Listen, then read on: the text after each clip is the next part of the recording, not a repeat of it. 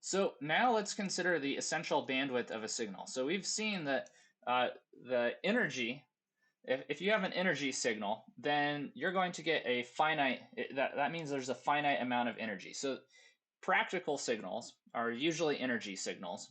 And so the energy of a practical signal, therefore, is finite. This means that at some point, the spectrum is going to approach zero as your frequency gets quite large. And what this also means, right, if you're doing one of these integrals that we looked at previously, right, if you're trying to find the energy of a signal, you're integrating the spectral density across a huge range.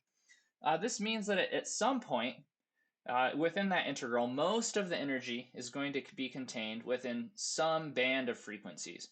And so what we can call that is this essential bandwidth of a signal. So beyond some band B, there's going to be very little amount of energy, or the value in the frequency domain is going to be quite small. And we are typically going to define most energy. So the essential bandwidth of a signal is where the bandwidth which contains most of the energy. And we'll usually say that most of the energy is something like 90 to 98% of this total energy of the signal. So the bandwidth that contains something like 90 to 98% of the energy of a signal is the essential bandwidth of a signal.